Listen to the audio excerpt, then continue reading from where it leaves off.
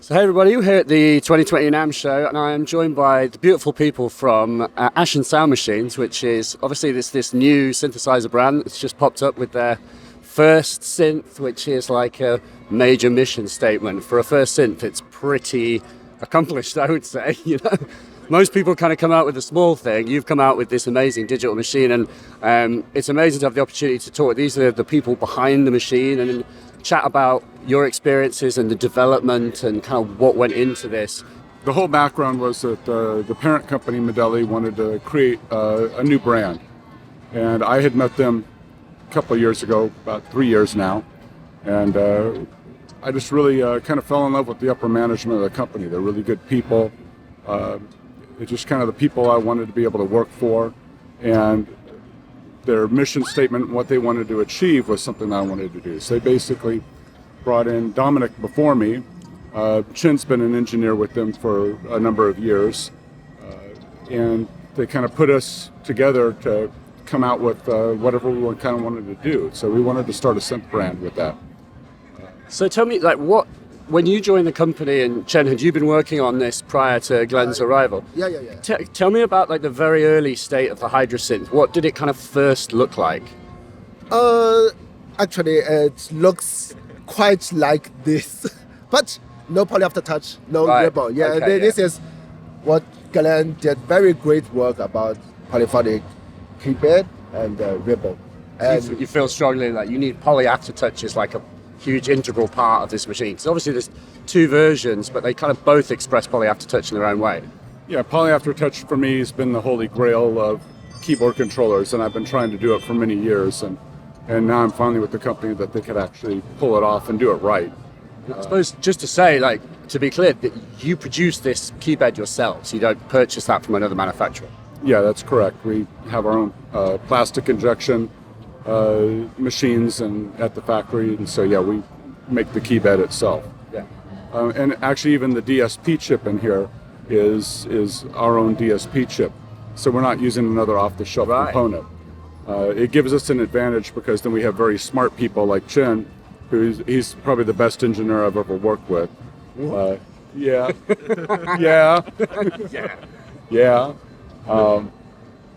Okay, I'll give you a Chen story then. I wanted to have FM on it, and I said, so we should have FM. Chen says, oh, what's that? And so I give him some stuff, and he looks up some stuff, and about a week later, I had working FM on here. Any other company I've been at, that would have been a 6-month research project. And you effectively invented it from scratch. Yeah.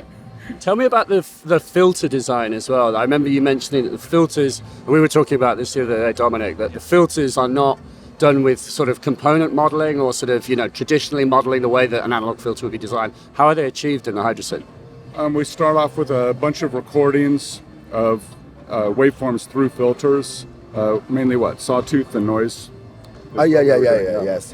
So we would do, I think, 11 positions of every cutoff and resonance of a bunch of different filters that we liked. And then Chin, he's the brilliant guy, so he could take our 144 recordings and put them into his magic. So maybe you can describe it. What is the magic? How does it work? Machine learning. Right. So like a computer, so it's not like a component model, like the computer's kind of just how? I mean, I'd never really understood the whole AI kind of computer concept, how that works. Just like let computer design a filter that sounds exactly the same with the 144 examples. Right. Yeah. Amazing. Yes, I mean, it's not how anyone else does it. Also, I think the effects are very, very interesting, and effects are obviously, on many synths, kind of, they're an important part of them, but they can, I think it can be a bit, more of the focus goes into the engine design than the effect design. But I really feel quite strongly that the effects design is very strong. The reverbs just sound gorgeous, and there's a lot of, you can see how many effects blocks there are too. I don't know if whoever's sort of more responsible for the effects might like to talk a bit about the intent and design and inspiration of those. Well, like you said, on most synths, the effects are an afterthought. So they'll either get some off-the-shelf stuff, or they'll kind of just, in a lot of places I've seen that they'll go get, open source code for reverbs or something, throw them in there. And to me, the effects can't be just an add-on. We really want something nice, and especially with synths, to see the number of guys out there with H9s and blue skies and things like that, the effects should match what people want to use in the end result. Yeah. And again, that was Chin and one of his other engineers, Bob, who really worked out the effects, and we gave them models of things from H9s and blue skies and stuff, and we said, yeah, here we want them to sound like this. And again, Dominic and I get the easy job. We get to kind of say, yeah, I want it to do this. And then Chen has to Chen sits there and kind of goes, yeah, I can do it. So. Can you talk about the cloud reverb? That's sort of one that really kind of caught my eye, and I don't fully understand what is happening in that model. The cloud reverb is, as you say, it's just. That's the best description ever. Yeah, that's it. It's just kind of, is it granular? Does it have lots of parts and it's smeared, or how is it what is it doing? I think it's just a very how to say, not density reverb. Right. Very not density reverb. Yeah. That's what you said, just grains and then smeared. Yeah. That's the result. Do you want to just talk about kind of major landmarks in the development? Probably the big landmarks for us, well, Poly Aftertouch is a huge one. I think the effects quality came up drastically. I think that the filter qualities came up during the process. We changed some of the UI and some of what the original intent of the synth was when I came on board. Was it always originally the 8 knobs and the push buttons to jump around the voice? Yeah, it was a little different configuration before. But yeah, that was the original. That's part original of the original layout. design. Yeah. The layout. Dominic and I are both Oberheim expander owners. Right. And the thing of hit a filter and you've got the 6 knobs on the expander. Hit an oscillator, you got the 6. So it's kind of stolen from that architecture. Inspired by it. Yeah, no, we'll say we stole it. We're okay with that. Okay. Marcus Rao was he's the designer of the expander, him and Michel Doty, and they're some of the best designers of all time. Yeah. Marcus is like my hero of synth designer guys. And so, yeah, we stole it from Marcus. We stole it from one of the greats. So you're going to steal from the best, right? Exactly. I've never tried the expander, and it always just seemed an amazing synth to me.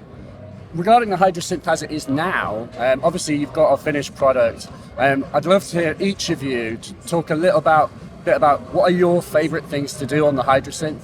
Obviously, Glenn, we talked about the fact that I remember I was emailing you for patch tips, and you were like, I've been into this thing for 18 months and I'm still discovering new things it can do. What do you love to do with it?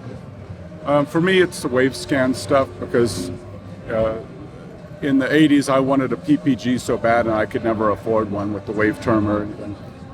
So that was, again, kind of my holy grail of products that I love so much. So for me, wave scanning, and then FM, of course.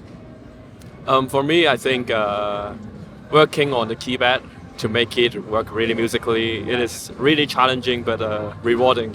After we see a lot of real players and musicians having the feedback about sensitivity, and you can control it easily, not pushing too hard. And yeah, throughout the process we keep testing the engine, and we cannot avoid to keep making patches throughout the process. Yeah, that's an enjoyable process, and yeah, for sure. That's great. Yeah, and obviously it's so much possibility once you have, given the depth of the engine, you can make that one key press do basically anything.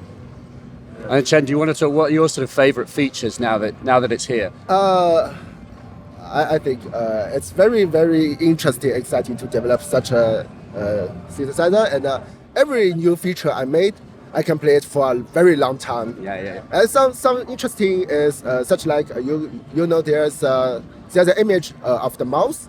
Yes. In the Valve filter. Yeah, the Valve. Yeah, I shoot it with the camera of my mouth. That's how it came up. And, with the little heart that comes out as well. Yeah. Yeah. I'm gonna have to put one of those in just for get a bit. Yeah, it's very interesting. And another, my favorite is the KeyBat.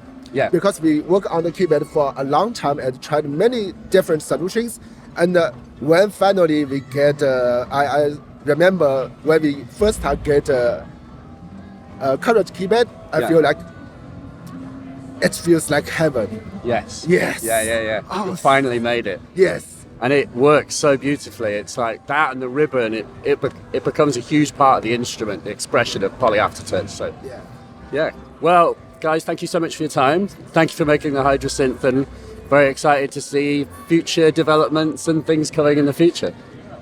Yeah, we're looking forward to it. You know, it's the beginning of our onward and forward process here. So we've got some good ideas, and now we've got to get them done.